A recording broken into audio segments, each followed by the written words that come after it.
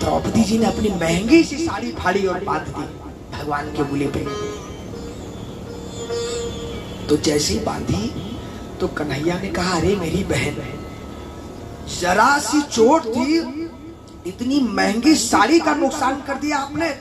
ठीक हो जाती, कोई ऐसा सब हम लोग होते ना, फटा पुराना कपड़ा ढूंढते जब चोट लगती है, इतनी महंगी साड़ी क्यों बांध दी, नुकसान कर दिया। इस पर द्रौपदी ने जो उत्तर दिया है माताओं बंधुओं कन्हैया को, कहा भैया आपको इस महंगी साड़ी का नुकसान दिख रहा है, ए हो भाई घनश्याम, आपके जो आवे काम तो नसें चीर दूं, ये तो रेशम के धागे हैं। ऐसे मैं आपको छवर कर दूं, रेशम के धागे प्रभु, धागे हैं पुराने, इन्हें कहाँ अधिक माने हम, दुल्हन के जोड़े हैं न दुल्हा के भागे हैं। कोई दूल्हा का भाग्य थोड़ी है ये कि कोई गठजोड़ है दुल्हन की। मैंने कहा फाड़ा चीर, मैंने कुछ नहीं किया, देख कर प्रभु की पीर, होकर अधीर मेरा चीर छोड़ भागे हैं, और वे हैं अभागे जो कि बढ़े नहीं आगे, कटी अंगूरी पे लागे भाग उन्हीं के जागे हैं। महंगे तो वो हो गए भैया जो आपकी उंगली पे लगे हैं, दाम तो इनका घट गया जो मेरी साड़ी में है अभी, अमूल्य तो वो हो गए। और माताओं बंधुओं, कन्हैया के ऊपर केवल उन 4 धागों का ऋण चढ़ गया, उन 4 धागों का एक भाई पर अपनी बहन का ऋण चढ़ गया। और जब भरी सभा में दुशासन ने प्रयास किया, देखिए 5 पति वहां बैठे जो दाव पे लगा दिए द्रौपदी को, और जब लगा दिया और द्रौपदी समझ गई कि कहीं से, देखिए पूर्ण समर्पण की कथा है ये, भगवान पे कितना समर्पण हो। पहले तो माताओं बंधु द्रौपदी ने अपने आंचल को अपने दांत से दबाया, खूब प्रयास किया, 10,000 हाथियों का बल, तो शासन में भी कुछ कम है। जब समझ गई कि अब हमसे कुछ नहीं होने वाला, अब हमारे प्रयास से कुछ नहीं हो सकता, तो आखिरी में अंतिम उसने उसको आंचल को भी छोड़ दिया, और आंचल को छोड़ के ललकारा दुशासन को। और जब ललकारा तो फिर बनारस के वही कवि चंद्रशेखर मिश्र जी, उन्होंने उस वेदना को लिखा माताओं बंधुओं, एक पीड़ा, एक बहन की, एक भक्त की पीड़ा, एक पुकार कन्हैया के लिए। और द्रौपदी ने ललकारते हुए दुशासन से कहा, दुशासन, भोजपुरी खींच दुशासन जोर लगाई के, कम न पड़ जाए जोर, जितना कर सकता है खींच ले, खींच दुशासन जोर लगाई के, टेर हमार जो ओ सुनी पई है, भौजी की गोद में हुई है तबऊ, विश्वास हमें हरि नाही भूलई है, टेर सुने ना अबेर लगे, रहिया में कतौ फिर ना रही पई है, और नार नदी बन डाकत रे, बन के बीर ना हिर ना चली आई है। मानो हिरन जैसे दौड़ता है वैसा मेरा भाई दौड़ के आएगा, केवल एक पुकार मेरी सुन ले। और सबको देखते हुए द्रौपदी फटकारते हुए कहती है अपने समस्त पतियों को कि ये 4 पति मूल अइलिन पंचम, पारथ भी बनी बैठे बेचारो। देखिए कवि लिख रहा है, गांडीवधारी अर्जुन, गदाधारी भीम, धर्मराज युधिष्ठिर आज बैठे हुए हैं, शक्ति की कमी नहीं है, लेकिन मुंह झुकाए बैठे हुए हैं। कारण जानते हैं क्यों? कारण इसलिए माताओं बंधुओं की इमी कुपंथ पग देत खगेशा, रह न तेज तन बुद्धि बल्लेशा। कितने भी शक्तिशाली आप क्यों ना हो, कितने बलवान क्यों ना हो, कितने बुद्धिमान क्यों ना हो, विद्वान क्यों ना हो, धनवान क्यों ना हो, किसी से एक बार एक झूठ बोल दीजिएगा, किसी से बेईमानी कर दीजिएगा, और मान लीजिए उसको पता पड़ गया ना, आप उससे नेत्र नहीं मिला पाएंगे, इतने भी ताकतवर क्यों ना हो। जब व्यक्ति कुपंथ में जाता है ना तो उसका तेज चला जाता है, उसकी शक्ति चली जाती है। आज देखिए इतने बड़े बड़े सब बैठे वीर सब झुकाए, क्या करें। 4 पति मुड़ अइलिन पंचम, पारथ भी बनी बैठे बेचारो, और आन के हाथों में आपन नारी, उधारी लखई चटके नहीं तारू। चटके नहीं तारू माने जीभ नहीं चटक रही। आज देखिए मुंह से कुछ नहीं निकल रहा है इनके। ऐसे में जो पिस रही हो हमें तू तो पति देव पांडव भैले उतारू। और कीमत का जनी है इन्होंने मछली मरी ले पौले महरारू।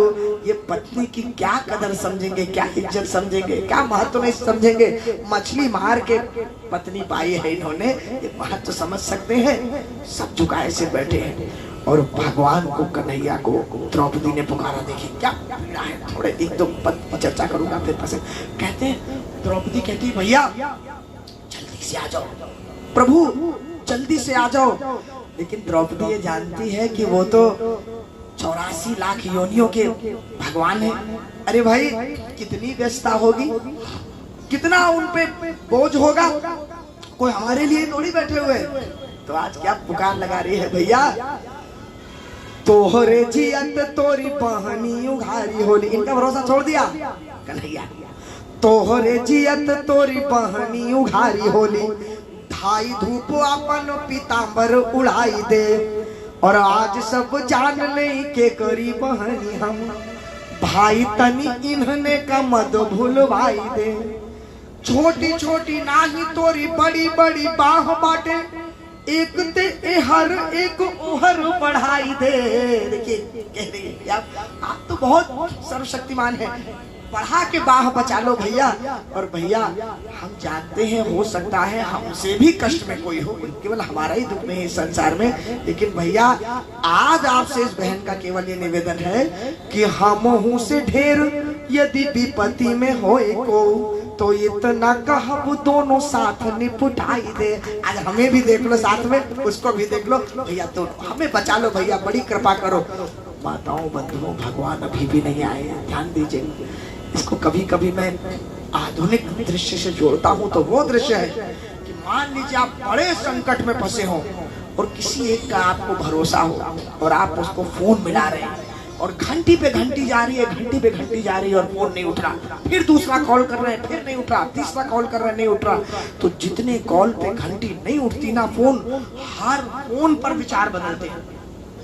पहले फोन पे तो विश्वास होता है कि उठ जाएगा, नहीं उठा।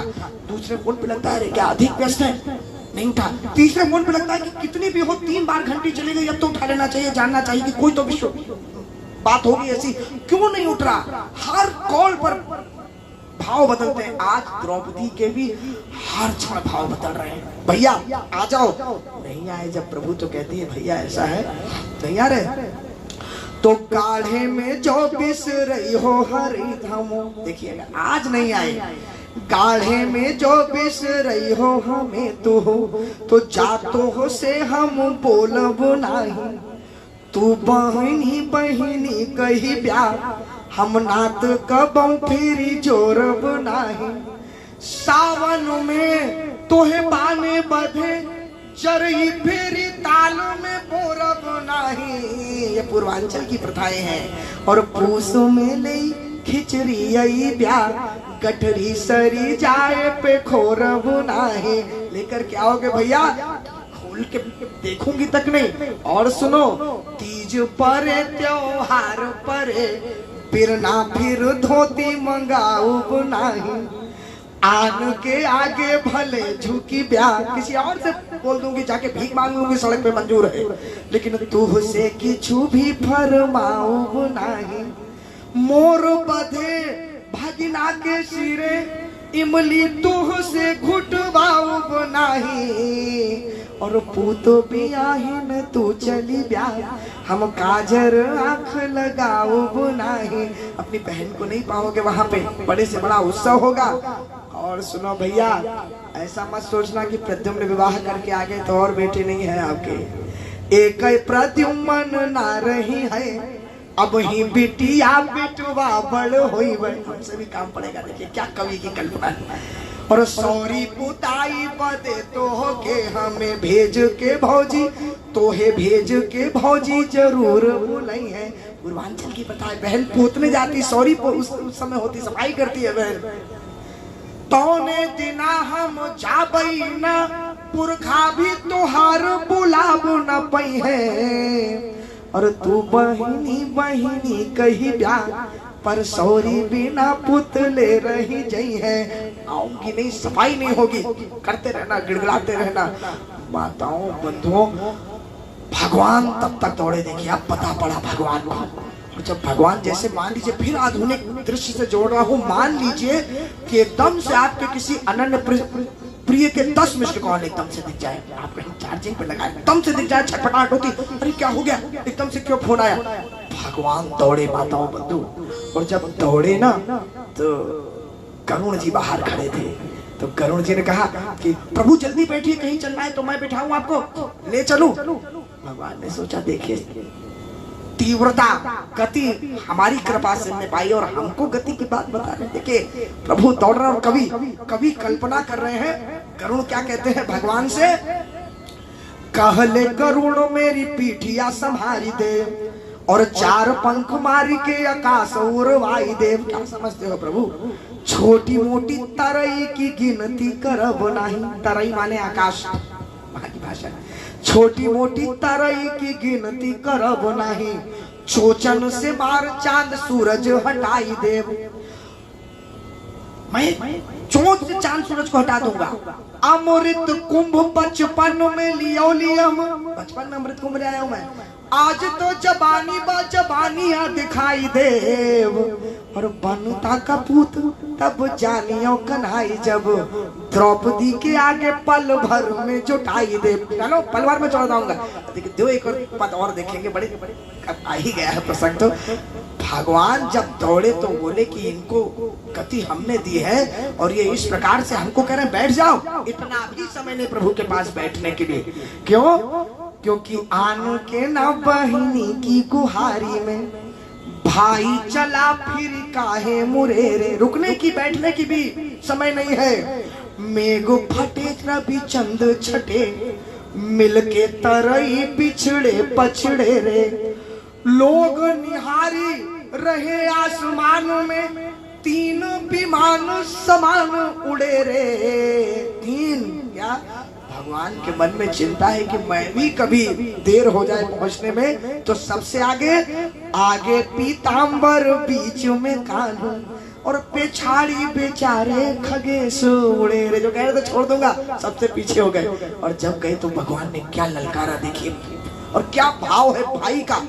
अपनी बहन की मर्यादा के लिए क्या समर्पण कहां तक भाई जा सकता है। देखिए कन्हैया के कह रहे हैं, बहन तुमको मुझे बुलाने में, पुकारने में जो कष्ट हुआ, जो प्रतीक्षा में कष्ट हुआ, उसको क्षमा करना। अब मैं आ गया हूँ, और आ गया हूँ तो अब चिंता मत करना। देखिए कान्ह कहे भरी आँखी लखे, कि बहिनी की गुहारी में भाई खराबा। आ गया है आपका भाई। आंचल भारी तू ही बंधुल है, अब ही अंगूरी पे निशानों पर आवा। बहिनी तोहार बड़ा ऋणिया, कर्जा बढ़ ले बड़ सूद चढ़ावा। बहन उन 4 धागों का इतना ऋण है ना कि उसका सूद मैं नहीं बता सकता कितना होगा, वापस नहीं किया जा सकता। और लाज तक खाली पियाज में राखब, मूर तोहार परा का परावा।